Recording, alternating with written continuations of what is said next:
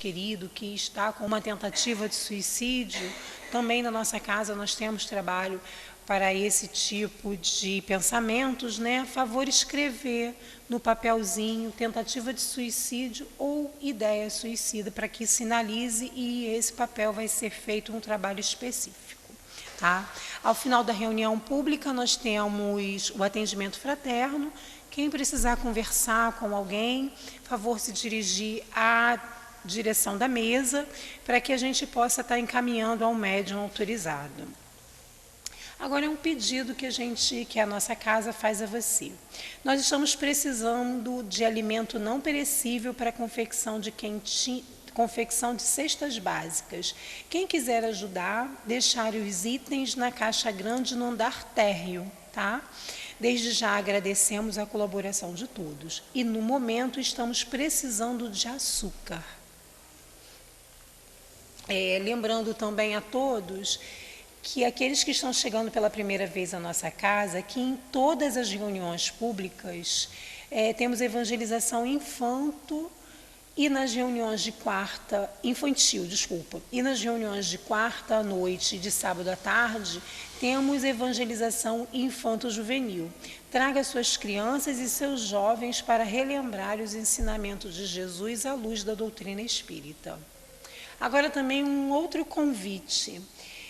Teremos na nossa casa o 30º Encontro Espírita sobre Vida e Obra de Dr. Bezerra de Menezes.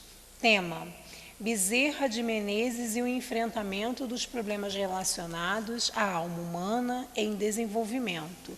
Esse encontro vai acontecer no dia 1º de setembro, num domingo de 2019, das 8h30 às 13 horas. Haverá evangelização infanto-juvenil e lanche fraterno. Pedimos aos frequentadores do SEIC que nas suas preces incluam a oração para os nossos governantes, pelos governantes de todas as nações, porque desta maneira estaremos contribuindo para os bons espíritos na manutenção da paz do nosso planeta. Incluir também a prece pela nossa obra que está sendo realizada aqui no SEIC.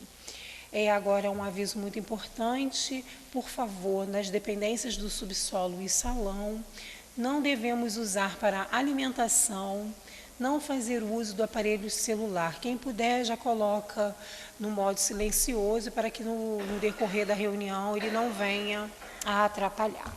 Tá, ok? Muito obrigado a todos. Agora passaremos à leitura da página inicial, que foi dada a todos vocês na chegada da nossa casa. É uma página que vem nos falando, o título dela, né? Aptidão e experiência. Queres ouvir os desencarnados de maneira correta? Aspira a enxergar o reino dos espíritos sem nenhuma ilusão? Pretende cultivar o intercâmbio medianímico sem leve tisna de engano?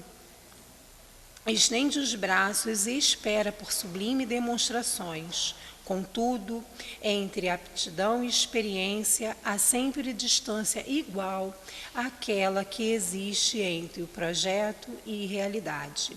Aptidão é planejamento, experiência é dedicação. Aptidão aponta o professor, a experiência faz o ensino.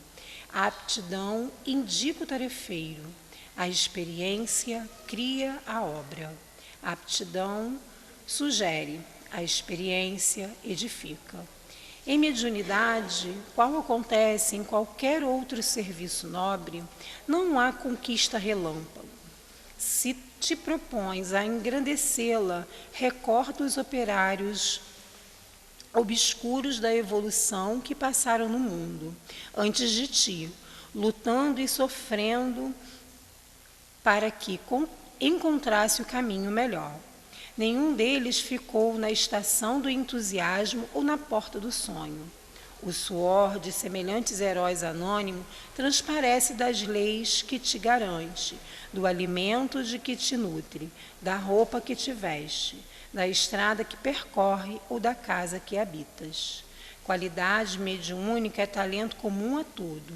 Mães, exercer mediunidade como força ativa do ministério do bem, é fruto da experiência de quanto lhe esbozam a obrigação, por senda da disciplina e trabalho, consagrando-se dia a dia a estudar e a servir com ela. Emmanuel, do livro Seara dos Médiuns.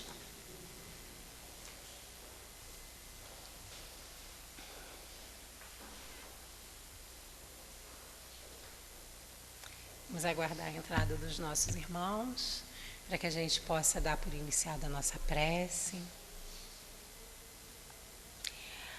Agora, meus queridos irmãos, que nesse instante possamos elevar os nossos pensamentos, os nossos sentimentos ao nosso querido irmão Jesus e pedir o amparo necessário para que possamos ter uma reunião que transcorra em paz, em harmonia, mas o principal, Senhor, que possamos absorver todo o conhecimento, esse amor, essa harmonia que esses espíritos, que amorosamente já nos deixa sentir através da preparação do ambiente que eles fizeram antes da nossa chegada. Que essa vibração de amor, de tranquilidade e paz possa envolver a nossa palestrante, a Mônica, para que ela possa transcorrer o seu estudo de maneira clara e objetiva para que toque em nossos corações. Também esse mesmo sentimento de envolvimento e tranquilidade possa envolver o nosso irmão no momento do passe, onde ele irá usar também a sua palavra, para nos envolver nesse momento que recebemos as vibrações do alto. E assim, Senhor, diante de Ti, pedimos então a Deus nosso Pai a permissão para darmos por iniciado a reunião pública da tarde de hoje. Graças a Deus.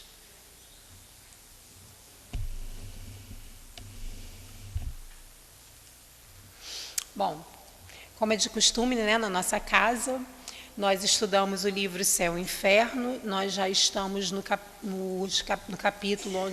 capítulo 4, onde nós estamos estudando os espíritos sofredores, e hoje iremos estudar o espírito François Riquier. É curtinho a mensagem dele, mas ela é muito importante para que a gente possa ter um bom entendimento do que vai ser passado pela Mônica.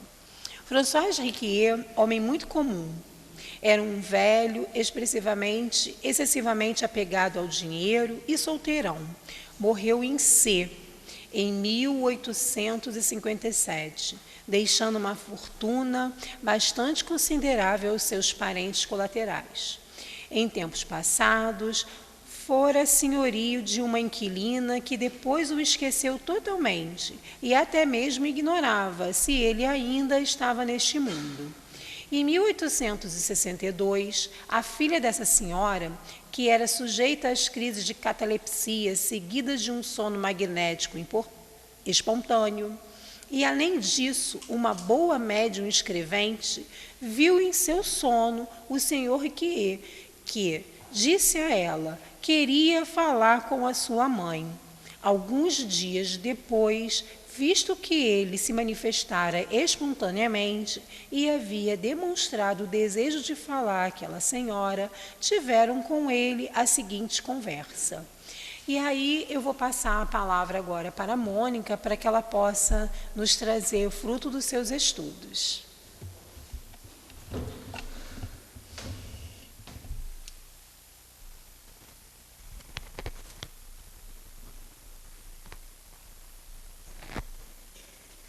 Boa tarde a todos. Allan Kardec, no livro O Evangelho segundo o Espiritismo, nos traz um estudo, uma passagem de Jesus acerca de do Senhor nos trazer a cada um com seus talentos, a cada um segundo a sua capacidade. E todos nós, então, recebemos talentos diversos.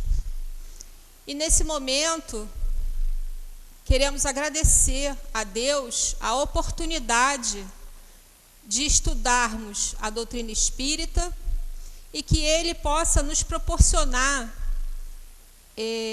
a percepção, né? Notarmos o que cada um de nós temos, porque todos temos talentos.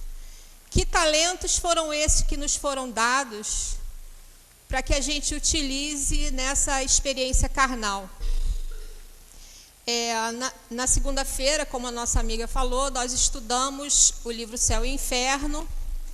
E, neste momento, esse é um livro muito interessante, porque ele vai nos ajudar a entender um pouco mais a respeito da morte, né? Porque vem trazendo aqui diversos casos, nessa parte que nós estamos estudando, acerca de espíritos que desencarnaram, como nós espíritas falamos, né? Que desencarnaram porque somente perde a vestimenta de carne quando a gente morre. Então, vem falando sobre espíritos sofredores, e é o caso desse irmão que nós estamos estudando hoje, que é o François Riquier. É um espírito que desencarna, né? Ela contou aqui um breve a respeito desse irmão.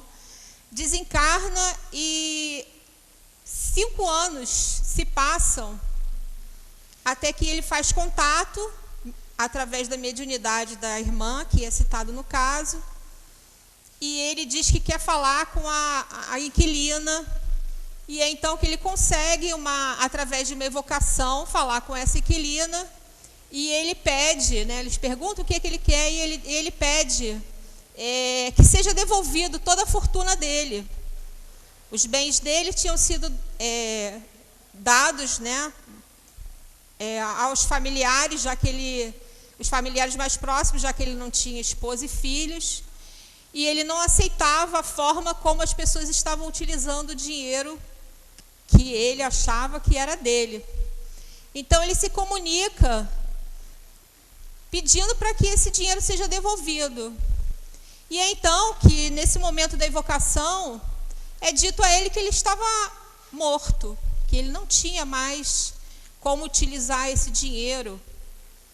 E é sugerido a ele que ele peça a misericórdia divina, que ele possa reencarnar na pobreza.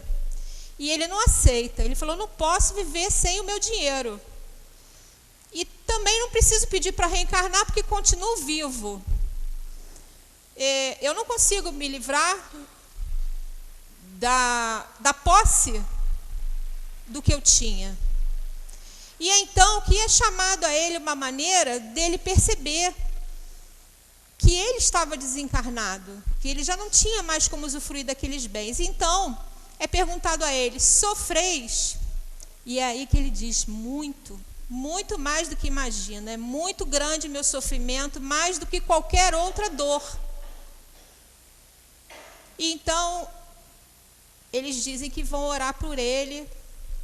E é interessante que a falta de noção dele de estar desencarnado é tão grande que ele dá o endereço de onde ele mora para que chegue até ele a prece. Então, nós vamos ver o tamanho da ilusão a que esse irmão se mantinha ligado. Toda essa questão de nós nos mantermos ligados excessivamente às questões materiais, que não são única e exclusivamente o dinheiro, trazem para a gente muita aflição, porque é uma ilusão. Nós não somos donos de nada que é de uso do corpo. Não nos pertence. Aqueles ditados antigos que dizem não se leva nada no caixão, é a pura verdade.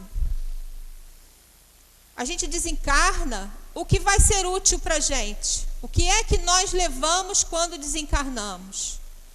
Nós levamos o conhecimento, a inteligência e os valores morais.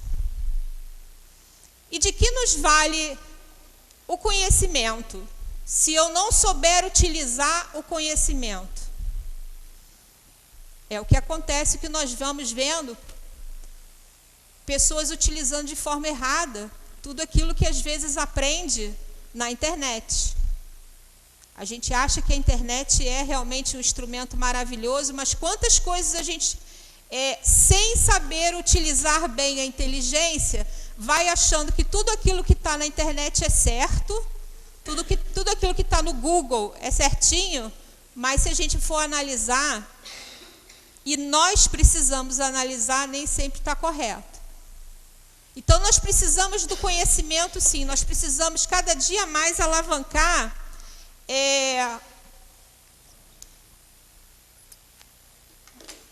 a captação de conhecimentos para a nossa vida, a captação de conhecimentos de todos os tipos, conhecimento a respeito da vida, conhecimento acerca das profissões, acerca do que acontece no mundo, acerca de tudo. Nós precisamos cada dia mais nos aprimorar em conhecimento, porque isso nós levamos como bagagem. Mas só o conhecimento basta? Nós temos visto que não. Quantas pessoas têm grande conhecimento e não sabem utilizar dele? É preciso que nós façamos crescer também a nossa inteligência, que é utilizar bem o nosso conhecimento, incluindo os valores morais, porque os valores morais não são só o bem. O mal também é um valor moral inadequado, mas é um valor moral que muitos de nós carregamos até que a gente consiga ir se educando e eliminando essas escamas que nós vamos deixando, que ainda atrapalham que a luz que tem em nós brilhe. Então, nós precisamos, durante as encarnações, desenvolver o conhecimento, a inteligência e os valores morais, até que a gente chegue à perfeição. E cada vez que a gente vai desenvolvendo um pouquinho mais essas 3 virtudes, nós vamos crescendo, e isso acontece paulatinamente, mas exige esforço. Esse irmão estava aqui sofrendo muito, né, com essa ilusão de achar que o dinheiro pertencia a ele. Ele tinha recebido aí um talento dado por Deus, para que ele usasse de que forma? Usasse para ele, sim, é claro, mas que usasse também toda essa fortuna que ele tinha em prol de outras pessoas, porque é para isso que as fortunas são dadas. Elas nos são concedidas para que a gente usufrua delas, porque nós somos só usufrutuários. Nós usamos enquanto estamos aqui na carne, enquanto Deus nos permitir. Porque quantos têm aí fortunas e em determinado momento Deus permite que aquela fortuna seja retirada dele para que ele tenha um novo aprendizado. Então, as fortunas são dadas para que a gente utilize em prol do próprio ser humano, em prol do crescimento, do progresso, em prol de que pesquisas cada dia mais avancem para que mais pessoas possam viver com qualidade. Agora, se eu pego tudo que eu recebo, nós estamos falando primeiramente aqui das riquezas materiais, mas se eu pego tudo que eu recebo em termos de riquezas materiais e uso só para o meu bem-estar, aí eu estou indo contra a lei de Deus. Aí eu estou fazendo um mal. Porque toda vez que eu não uso os recursos que eu tenho para o bem, eu estou fazendo um mal. Eu não estou equivocado. Era o que acontecia com esse irmão. Ele permaneceu equivocado até o seu desencarne. Durante 5 anos, ele permaneceu nesse sofrimento ligado àquilo que ele achava que era dele e que, na verdade, não era. Mas existem outros bens que também são fortunas e que muitas vezes a gente não se dá conta. Nós temos bens preciosos com a saúde do corpo. Quanta gente gasta, e muitos de nós fazemos isso, gasta muito o seu corpo e só vai dar valor quando ele já está nas últimas. Nós temos a inteligência, nós já estamos raciocinando, nós já estamos fazendo escolhas. Tudo isso são talentos que Deus nos deu, fora os talentos imediatos, diários, né, das profissões, que nós podemos utilizar em nosso benefício, mas em benefício do outro. aquele que educa, aquele que cuida, seja na medicina, seja como enfermeiro, seja como hoje em dia nós temos os cuidadores de idosos, aqueles que cuidam de crianças, aqueles que cuidam do lar. Isso é um talento preciosíssimo que muitas vezes não é valorizado e que precisa. Tanto é importante que nós vamos ver aqui, Allan Kardec muito preciosamente, muito cuidadoso, ele prepara um capítulo, é o capítulo 16 do Evangelho segundo o Espiritismo, cujo título é Não se pode servir a Deus e a Mamon. E Mamon nós vamos entender aqui com o significado do hebraico, que quer dizer dinheiro. Então, nós não podemos servir a Deus e é essa riqueza. Allan Kardec separa 5 casos de extrema importância para que a gente possa entender e possa nos ajudar a combater esse apego que nós temos aos bens materiais. O primeiro caso que ele nos conta é do jovem que quer adquirir a vida eterna. E ele se apresenta para Jesus e diz que gostaria de saber como é que ele faz para adquirir a vida eterna. E Jesus diz que é para ele seguir os mandamentos da lei de Deus. Ele fala, mas eu já sigo. Vai contando todos os mandamentos que ele já segue. Então tá, Jesus fala para ele, então muito bem, então agora você vá,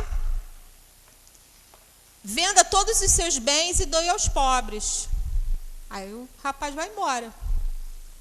E Allan Kardec vem concluindo que as virtudes dele não iam até o desprendimento dos bens. Ele podia, dentro do entendimento dele, já honrar pai e mãe, já cumprir muitos deveres, mas ele ainda não era capaz, rico que era, de doar tudo que ele tinha,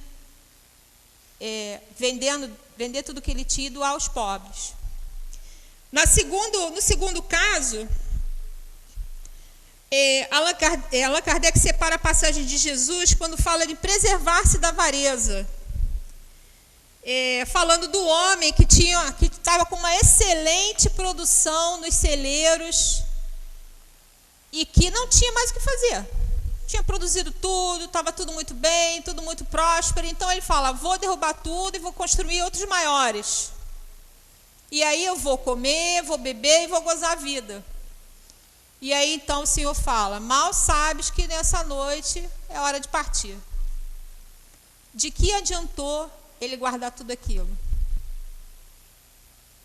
Não teve benefícios maiores para ninguém. Tudo aquilo que ele arrecadou, tudo que ele ganhou com esforço, com trabalho, mas qual o benefício se tira disso?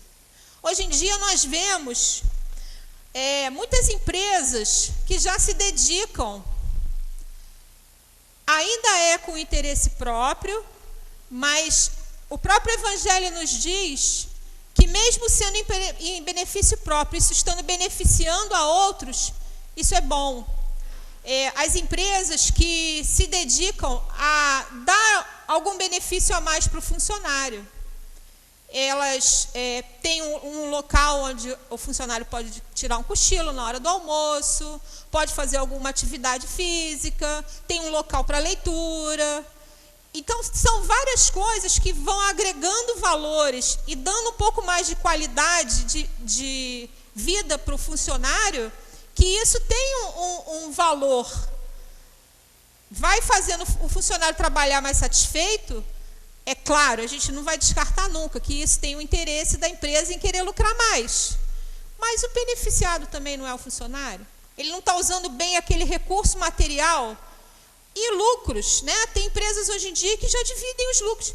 Isso, teoricamente, isso não é mais do que obrigação. A pessoa está lá trabalhando pra caramba, né? É justo. Por menor que seja o percentual, é justo. E ela se esforça mais, se sente valorizada no empenho dela. Né? Então, são detalhes que vão fazendo essa pessoa pensar no outro, mesmo que, como eu falei, a princípio seja por interesse próprio. Então, existem muitas formas de nós utilizarmos aí esse dinheiro de maneira a produzir algo de bom. Quantas empresas, para ter desconto em impostos, ajudam, fazem patrocínios, ajudam instituições de caridade, né? Mas estão fazendo algo de bom. Aí, no terceiro caso, a gente vem num que é famoso, que é o caso de Zaqueu, que virou até música, né? Zaqueu era aquele homem rico, cobrador de impostos, né? Era publicano, que queria conhecer Jesus, era baixinho, e vai subir lá na árvore para poder ver Jesus. Jesus, percebendo aquele empenho dele, manda que Zaqueu desça e fala: vou me hospedar na sua casa. Vai lá que eu vou me hospedar na sua casa. E então, quando Jesus chega lá, Zaqueu fica muito feliz e fala: olha, eu vou dar metade dos meus bens aos pobres, e se eu prejudiquei alguém, eu vou dar outros tantos para eles. Então Jesus fala: esse homem vai ser recebido na casa de Abraão, né? Então, nós já vamos perceber aí uma diferença dos dois primeiros casos. Zaqueu foi sensibilizado por Jesus e resolve dividir a metade. Já não é um ganho? Né? Podia ser 10%, já era um ganho. E ele percebe que se ele prejudicou alguém, vai mais além do dinheiro. A forma dele resolver isso ainda é com dinheiro, porque ele diz: eu dou outros tantos. Mas se eu prejudiquei alguém, ele já passa a refletir que ele pode ter prejudicado alguém, coisa que até tempos atrás fez e acabou. Ele já começa a ter uma percepção diferente. No quarto caso, temos a parábola do homem rico, que é aquele em que Lázaro está lá na porta dele. O rico está com tudo, né? Tudo que ele tem direito, e o Lázaro não tem nada. Só o que ele tem são feridas e um cachorro que vai lá e faz companhia, lambe as feridas, e ele não tem nenhuma migalha das sobras do rico. E então os dois desencarnam. Primeiro, né, o pobre, né, o Lázaro, como eles dizem, e depois o rico. E então Lázaro está junto, né, como era falado na época do pai Abraão, e o rico estava no inferno, estava lá queimando, e ele pede que Lázaro vá lá limpar, molhar a sua boca, e ele diz que tem uma distância muito grande entre eles. Um que está num lugar não pode ir a outro, e vice-versa. Então, o rico pede que o Senhor possa sensibilizar a família dele para que eles não passassem por aquilo. Porque se eles ouvissem os mortos, eles iriam dar atenção. Então o Senhor fala: mas ele tem os profetas lá e eles não acreditam. De que irem adiantar se eles não acreditam em quem está vivo falar? Chegar o morto, vai sair correndo. Não é isso que a gente faz? A gente tem medo. Até hoje ainda. Olha, será mais de 2000 anos atrás. Então, olha a balança funcionando aí, né? São mundos diferentes daquele que passou por todos os sofrimentos sem se queixar. Quando foi para desencarnou, passa a ter todos os cuidados, ao passo que o rico está sofrendo. Porque ele não teve em nenhum momento um olhar amoroso só para aquele, só está destacando aquele. Nenhum olhar amoroso. Despreza ele. O que é que ele queria receber? Amor? Né? Então, o próximo entra exatamente no que nós começamos falando, que é a parábola dos talentos. Faz parte também desse capítulo 16.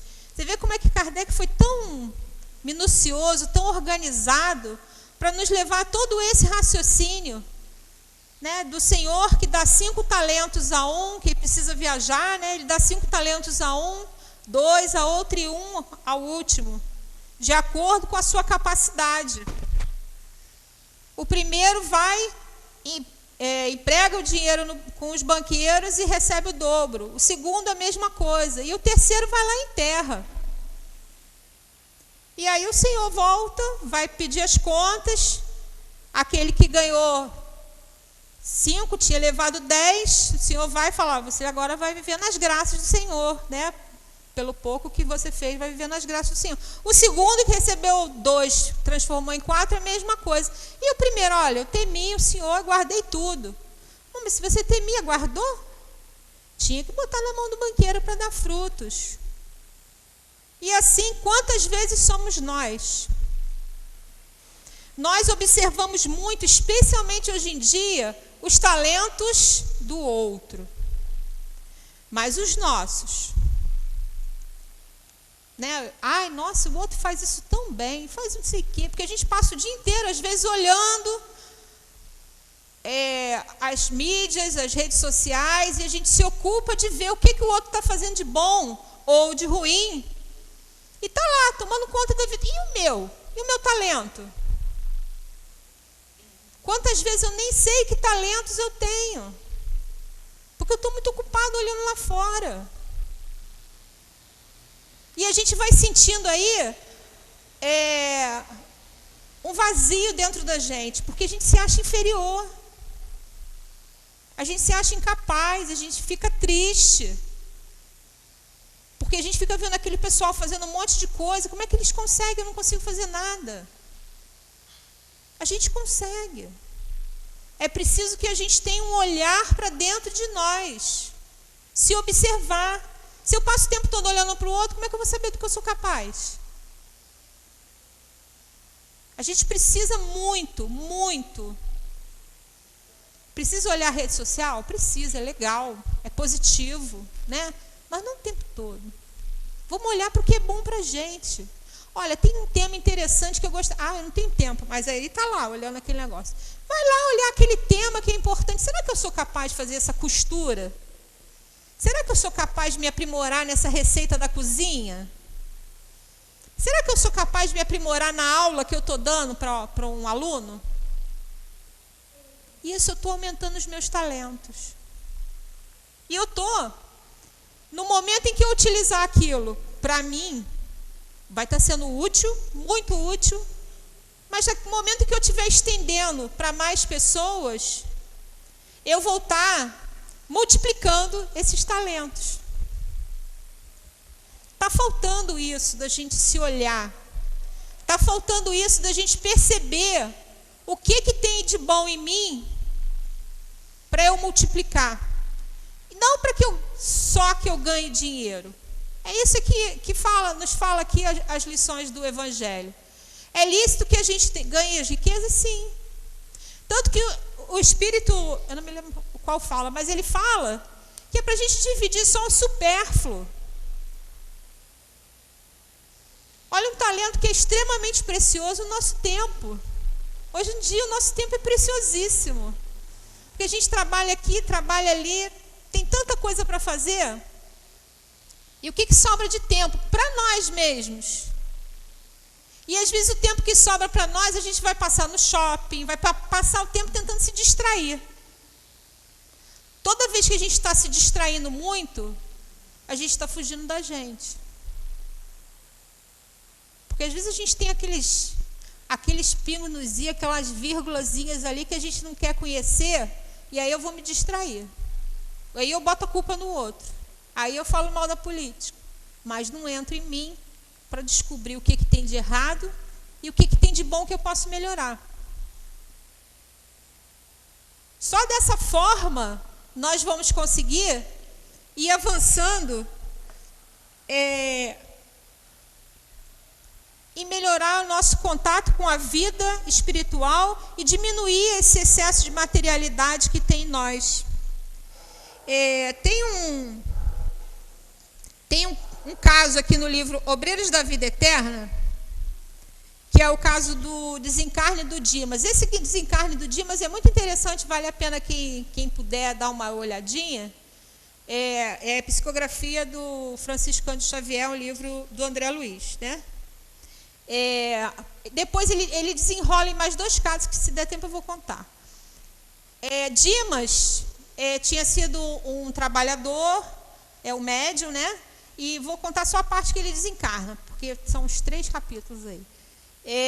Ele desencarna, e no momento que ele desencarna, ele está ao lado dos espíritos superiores, né, e está ao lado da mãe dele, que vai recebê-lo nesse desencarne. E para que ele exercitasse esse desprendimento já da vida, né, corpórea, a mãe dele vai com ele até o velório, e de lá eles iriam para o enterro. No velório, ela apresenta a ele o corpo, né? Primeiro ele está um pouco atordoado com toda aquela questão, apesar de ser já bem espiritualizado, mas, né, você dá de cara com o seu corpo, né, com seus familiares em sofrimento, não é uma situação, né, que a gente possa dizer que é fácil, não tem como. Mas a mãe pede que ele guarde o máximo possível de energias, que ele precisaria delas, e que ele se concentrasse, que ele agora já tinha se desligado da carne. Então, e que não era justo todo aquele sofrimento que a esposa e os filhos estavam querendo propor. Então, para ele se desligar daquilo. E nisso sugere uma prece pelo corpo, né, que foi um instrumento tão útil na vida dele. Quando ele tenta rezar, no velório está aquele burburinho que a gente nem conhece, né? Que ele fala daqui, fala dali, a gente acaba falando um monte de coisa que não tem nada a ver. E um espírito protetor percebe isso e intui alguém que estava mais ligado, né, mais com a mente mais focada no bem, intui uma prece àquele irmão. Então ele faz uma prece, e é nesse momento que Dimas consegue se ligar a Deus, a Jesus, e fazer aquela prece e se sentir revigorado.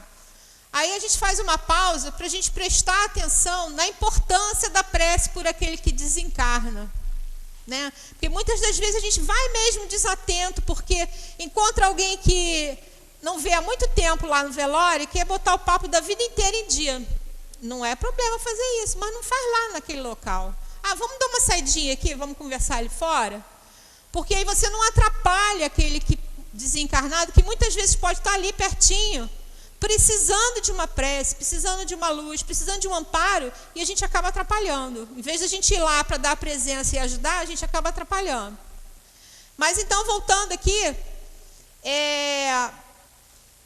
então o Dimas, ele vai agora com a mãe, caminhando, né, lentamente, com a mãe e com mais os outros protetores. Daquele momento é desligado também o cordão fluídico dele, que é o que liga o corpo ao espírito. Então eles seguem até o enterro, e ali é dado um esclarecimento para o André Luiz do porquê deles estarem ainda junto de André Luiz naquele momento. Junto de Dimas naquele momento, porque naquele instante ele percebe um monte de espírito pendurado pelas grades, né? Não é para ninguém ficar assustado, mas é porque a gente precisa ter conhecimento do que acontece. Pendurados pelas grades, e aqueles espíritos se colocam ali para vampirizar, retirar fluidos daqueles que desencarnaram e não estão recebendo esse preparo que o Dimas mereceu receber. Então, no momento em que o corpo baixa ao sepulcro, Jerônimo, que é o espírito que está lá, protetor, ajudando, ele vai e retira os últimos fluidos e devolve para a natureza, para que não cause qualquer tipo de sofrimento para o Dimas. E é nesse momento que aí entram os 2 outros casos que tem a ver aqui muito com o que a gente está estudando hoje.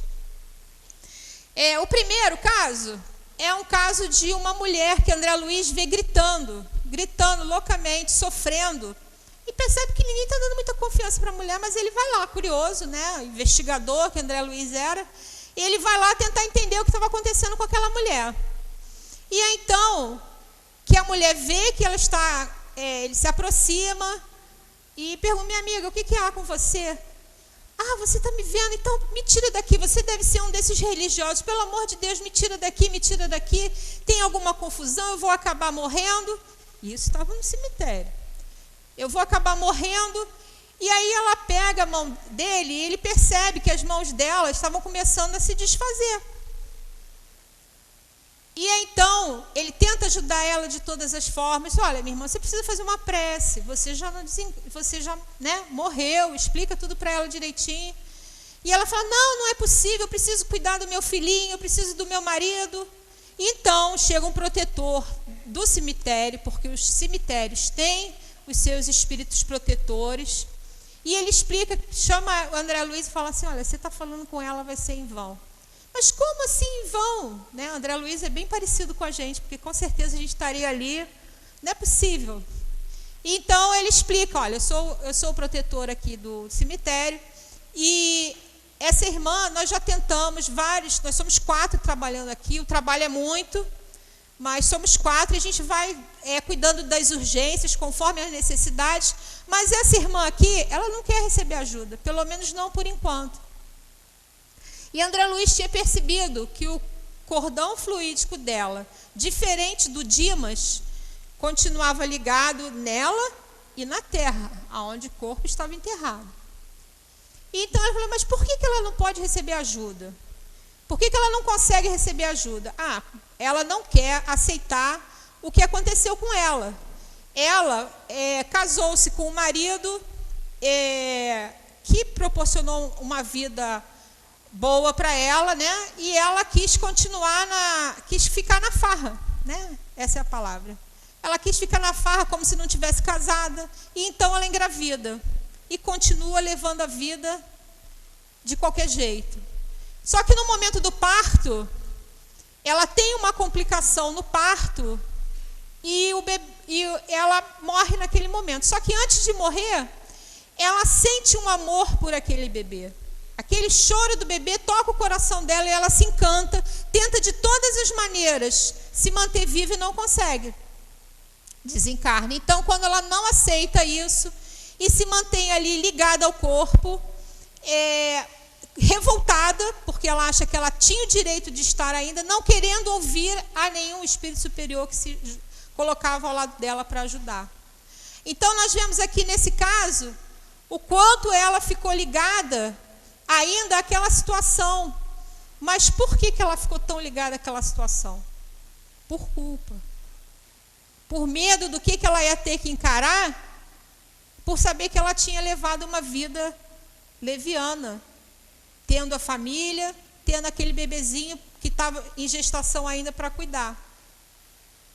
E aí o André Luiz pergunta, por que é que não poderia, pelo menos, cortar aquele laço fluídico entre ela e o corpo, já que aquilo estava fazendo ela sentir toda a putrefação do corpo.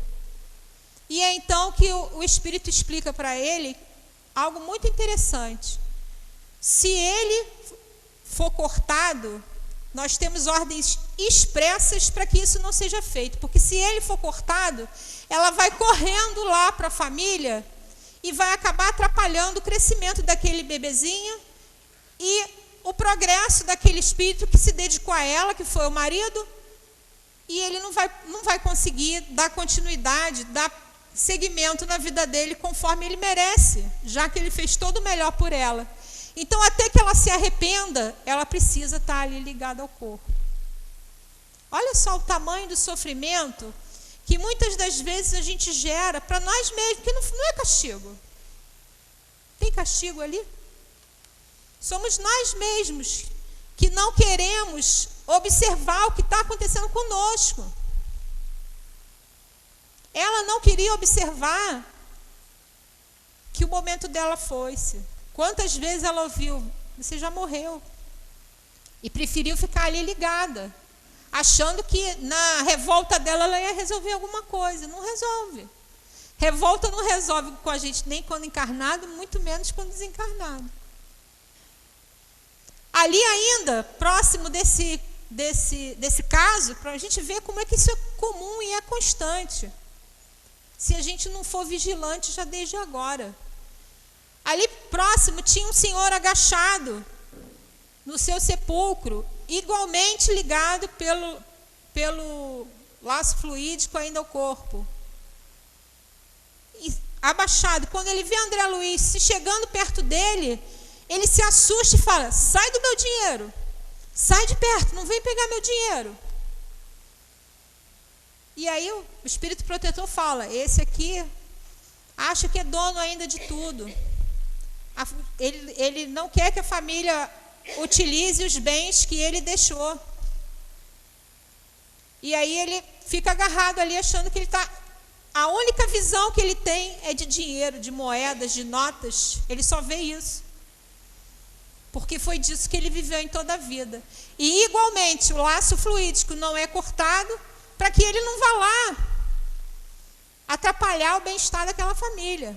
Porque certamente aquela família teve algum merecimento para que aquilo não acontecesse. Então nós vamos vendo de que vale a gente ficar ligado aos bens materiais. A gente é usufrutuário. Aqui no início, o espírito, François Riquier, dizem que ele era usurário. E usurário, vale a pena a gente refletir aqui, que é aquela pessoa que é avarenta, que é mesquinha. Para que eu vou dar um dinheiro para ele? Sei lá como é que ele vai usar. Não é assim que a gente fala? Mas como o outro vai usar, é problema dele. O que eu estou fazendo é um bem. Né? Se o outro está usando mal, é um problema dele. Agora também, nós aprendemos no Evangelho... Desculpa. Você bota um pouquinho de água para mim. Nós aprendemos no Evangelho que também não é a gente ficar desperdiçando os bens que nós temos. Que nós possamos ajudar, sim, sempre que possível, mas usando a inteligência. Por isso é que é importante a gente buscar desenvolver tudo o que a gente pode levar conosco. Conhecimento, inteligência e valores morais. E qual é o contrário de usurário? O antônimo de usurário é justamente as qualidades que a gente deve buscar dentro de nós, que são a generosidade, a grandeza e a elevação. É nisso que deve constar a nossa busca. Os recursos nos são dados para que a gente consiga progredir cada vez mais. Por que um tem mais e o outro tem menos? Às vezes a gente questiona isso. E a doutrina espírita é tão interessante, tão importante, tão consoladora, tão esclarecedora, que tudo isso tem de resposta. Tudo isso a gente encontra de resposta. Uns têm mais porque sabem conservar, sabem usar a inteligência para fazer aquilo se tornar útil. Outros têm menos porque ainda não têm toda essa capacidade, toda essa inteligência. E porque também precisam passar por essas provas. Precisam passar, tanto a pobreza quanto a riqueza, são duas provas que nós passamos enquanto estamos encarnados. Que a gente não precisa passar depois que já desencarnou. A gente aprende aqui a viver com as diferenças, né? Então, a prova da riqueza é prova de caridade e de abnegação. E a pobreza é uma prova de paciência e resignação. Mas isso não quer dizer que eu nasci na pobreza, que eu tenha que ser pobre o resto da vida. Não é isso. Quer dizer que eu posso me esforçar constantemente, buscar estudar, buscar trabalhar, não ser workaholic, né? Mas trabalhar dentro do possível. Workaholic é aquela pessoa que trabalha demais, né? Porque hoje em dia a gente quer mais coisas e mais coisas e mais coisas, que depois a gente fala assim, para que eu quero tanto? Né? Mas vale a pena o nosso esforço de conquistar condições melhores. Nós vemos hoje em dia que existem pessoas que são moradoras de rua e que conseguiram entrar na universidade. Hoje em dia não, isso já tem até algum tempo, mas hoje em dia se fala, né, na mídia, a gente vê com mais facilidade. E nos é dado esse direito. Agora, se depois de todo esse esforço de mudar esse quadro da minha vida, eu continuar na pobreza, aí entra a resignação. Eu compreender que isso faz parte da minha vida para que eu aprenda a viver com poucos recursos. para que eu aprenda que talvez em uma outra existência, como é proposto a esse espírito aqui, François Riquier, que ele receba uma nova existência na pobreza, e ele não aceita. Eu preciso dos meus bens. Então, talvez aquela pessoa precise passar por aquele momento de poucos recursos para aprender a viver com o que tem. E hoje em dia é tão bom, né? Porque hoje em dia a gente está tendo essa questão do reciclar, né? A gente hoje em dia recicla tudo, pode reciclar tanta coisa, que a gente começa a repensar essa questão do que eu tenho e do que eu não tenho. Por que isso aqui não pode transformar e virar uma outra coisa? A gente está usando mais a nossa inteligência. Então, a gente vai, ao longo da vida, ao longo das existências, cada dia tendo mais recursos para nos ajudar no nosso progresso. A prova da riqueza para esse irmão, nessa encarnação, ele faliu.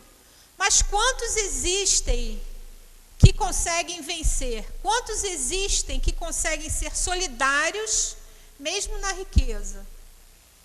Nós temos mesmo no Evangelho o caso que nos conta da irmã que saía para distribuir os bens e levava a filha. Distribuía comida, distribuía medicamentos, roupas, tudo que era necessário para aqueles que passavam necessidades. E a filha só ajudava. E um dia a filha quer dar, mas falou: o que você vai dar do que é seu? Você tem que dar do que é seu, do que você trabalhou para conquistar. E todos nós temos algo de bom para dividir. E essa quando a gente está dividindo esse tipo de coisa, a gente está multiplicando, a gente está mostrando para o outro que o outro tem valor, né? Mostrando que o outro é amado, que o outro vale a pena. E aí, ele se sentindo valorizado, ele também passa a ter um outro olhar para as pessoas. Isso forma uma corrente, né? A gente vai multiplicando o amor, multiplicando as boas ações. E é isso que Jesus, que Deus esperam de nós. Que cada dia mais a gente multiplique o que de bom há em nós. O que de melhor eu posso fazer.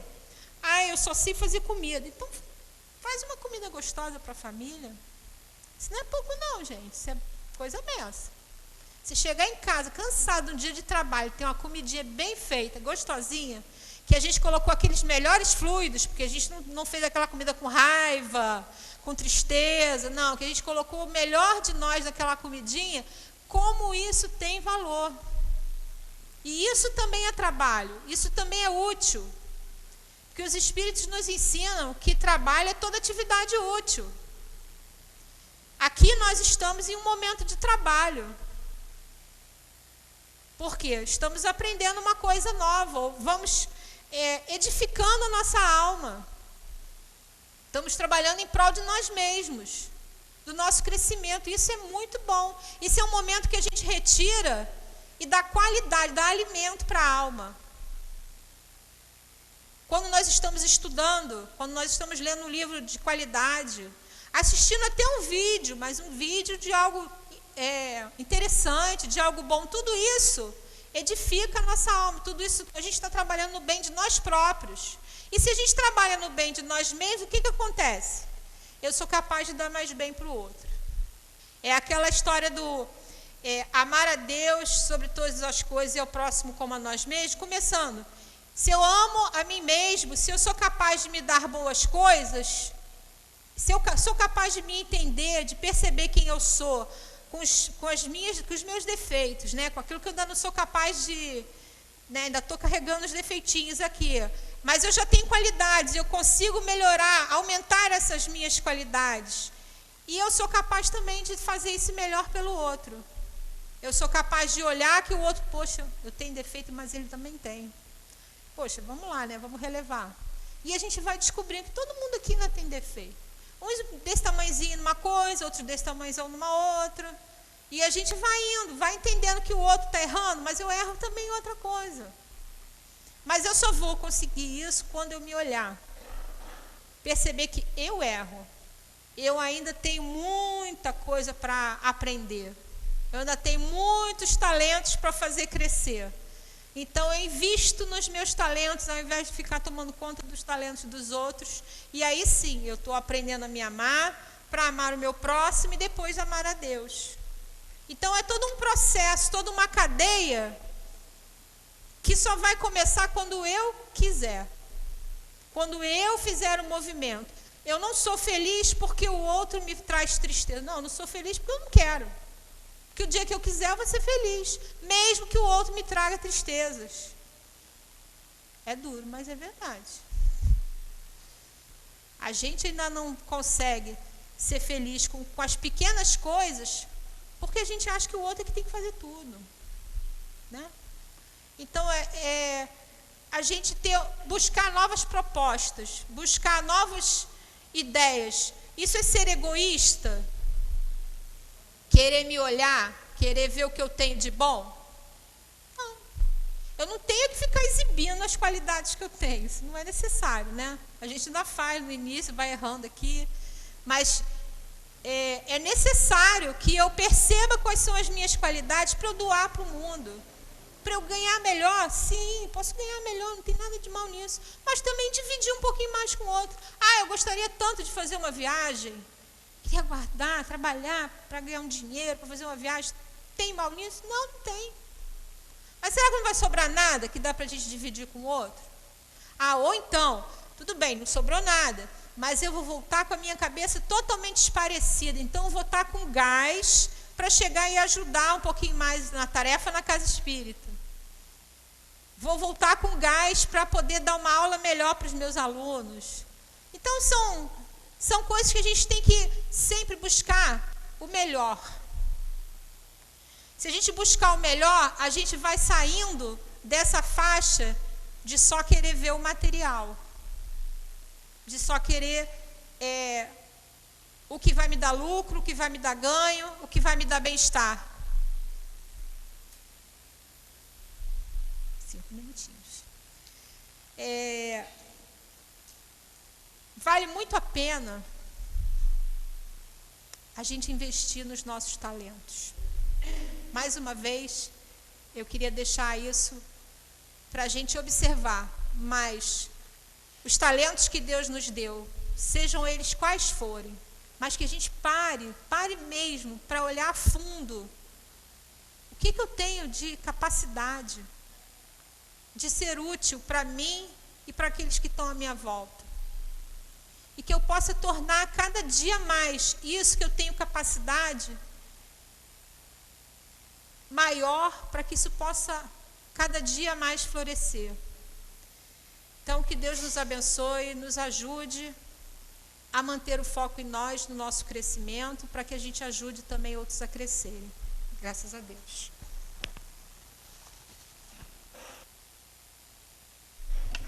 Muito obrigada, Mônica, pelo seu estudo da tarde de hoje.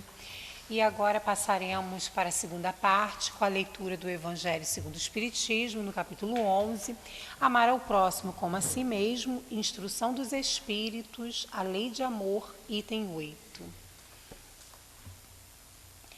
O amor resume inteiramente a doutrina de Jesus, porque é o sentimento por excelência, e os sentimentos são os instintos elevados à altura do progresso alcançado. Na sua origem, o homem só tem instinto, mais avançado e corrompido só tem sensações. Mas instruído e purificado tem sentimentos, e o ponto mais delicado do sentimento é o amor. Não o amor no sentido vulgar da palavra, mas o sol interior que condensa e reúne em seu ardente foco todas as aspirações e todas as revelações sobre-humanas. A lei de Deus substitui a personalidade pela fusão dos seres. Ela extingue as misérias sociais. Feliz daquele que, indo além de sua humanidade, ama com um amor generoso os seus irmãos em sofrimento. Feliz daquele que ama, porque não conhece nem a angústia da alma, nem a do corpo. Seus pés são ligeiros e ele vive como que transportado para fora de si.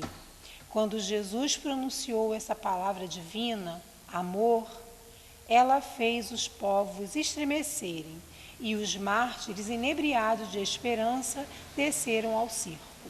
Por sua vez, o Espiritismo vem dizer uma segunda palavra do alfabeto divino: ficai atentos, porque essa palavra levanta a lápide dos túmulos vazios. É a reencarnação, triunfando sobre a morte. Revela ao homem deslumbrado do seu patrimônio intelectual. Não é mais aos suplícios que ele o conduz, mas a conquista do seu ser, elevado e transfigurado.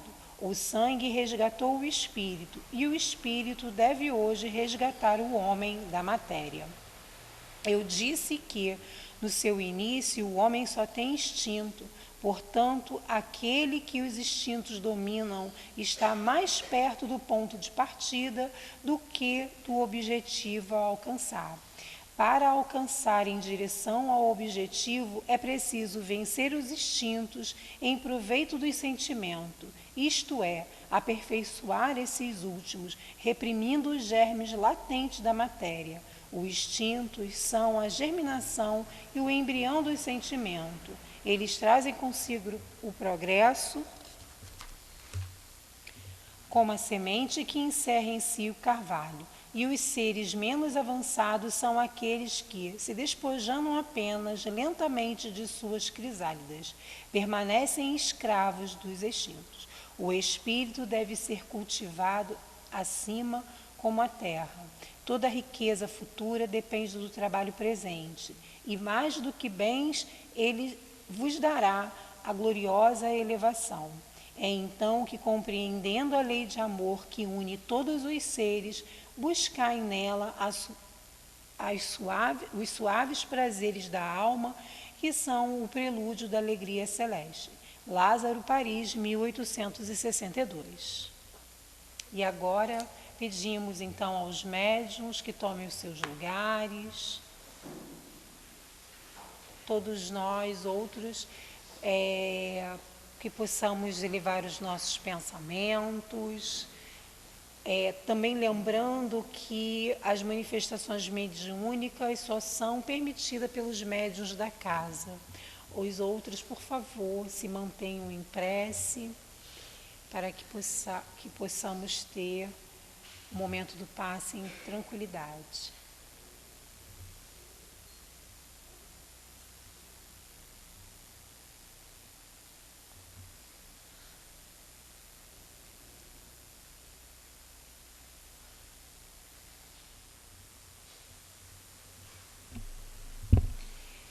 Mais uma vez, meus irmãos, que possamos unir os nossos pensamentos, mentalizando a figura do nosso querido Mestre Jesus, lembrando também dos nossos guias espirituais que nesse instante junto a nós nos auxiliam, Senhor, no recebimento desses fluidos vindo desses corações bondosos.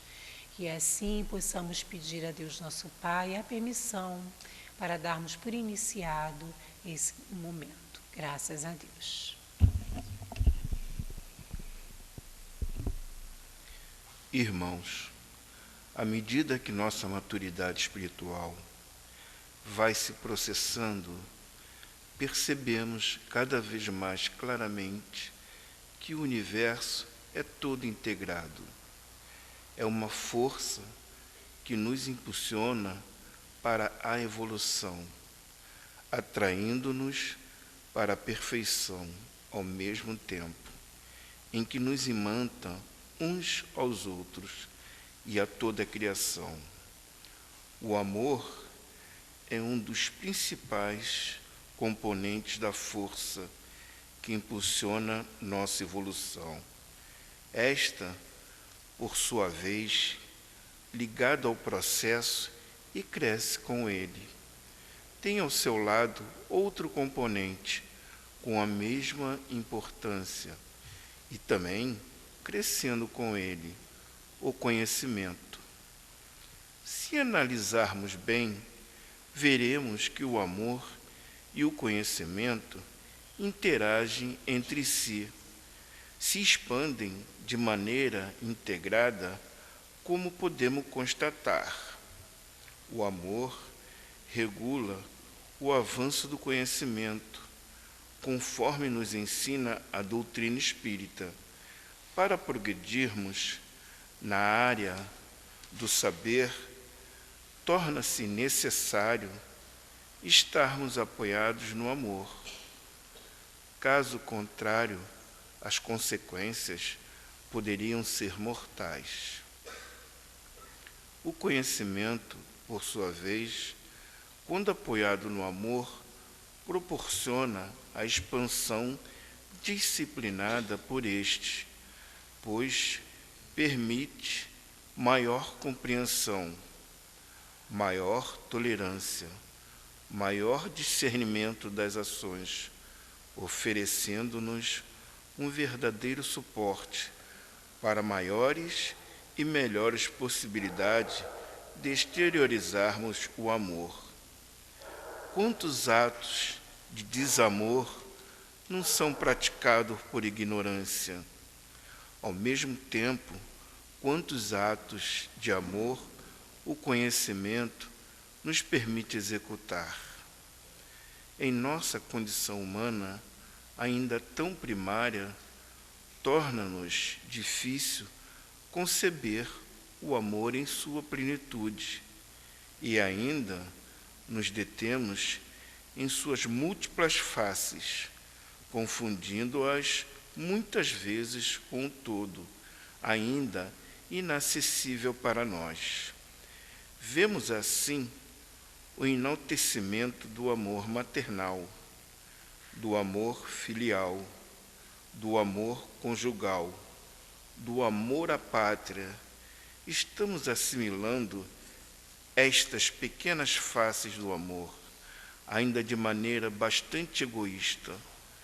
Por isso, encontramos, dentro da diversidade humana, pessoas amando muito seus filhos, mas indiferente aos filhos alheios, amando muito sua pátria, seu povo, mas hostilizando, destruindo outros, amando animais, suas árvores, tudo aquilo que lhes pertence, porém, totalmente insensível ao que não lhes pertence. Percebemos que, desta forma, quanto é importante o que poremos aprimorar o amor. Que o nosso Mestre Jesus nos abençoa e proteja agora e sempre.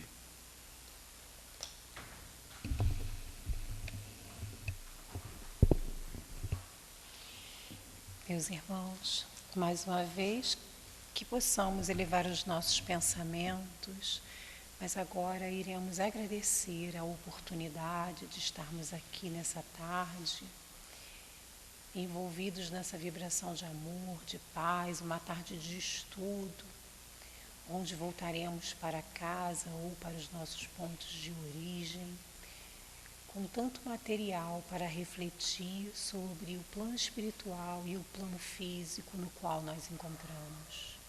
Obrigado, Senhor, pela oportunidade, pelo amparo, pela sustentação, pela tranquilidade que transcorreu a nossa reunião pública. Muito obrigado, Senhor. Vamos também lembrar da nossa reunião que ela também é destinada aos espíritos que ninguém lembra, que desencarnaram de forma violenta, que eles possam receber essa vibração amorosa e dar continuidade nas suas vidas de espírito imortal, fortalecidos e amparados e sustentados pela nossa casa. E assim, Senhor, pedimos também pelos governantes do nosso país, de todas as nações, que eles possam, Senhor, receber essas intuições vindas do alto, mas que eles consigam, Senhor, perceber dentro de si esse toque da espiritualidade amiga, para que eles possam ter o olhar e entender o real motivo de estarem à frente de uma sociedade. Que os bons espíritos envolvam a cada um desses irmãos que estão nesse momento sendo esses coordenadores, esses presidentes de cada região do nosso planeta. Pedimos também para que ampare e sustente o nosso encontro que irá acontecer no próximo domingo. Envolva a todos em muita luz e em muita paz. E só nos resta te agradecer, Mestre querido, pelo amparo, pela sustentação da tarde de hoje, e pedimos então a Deus nosso Pai a permissão para darmos por encerrado a nossa palestra da tarde de hoje. Graças a Deus.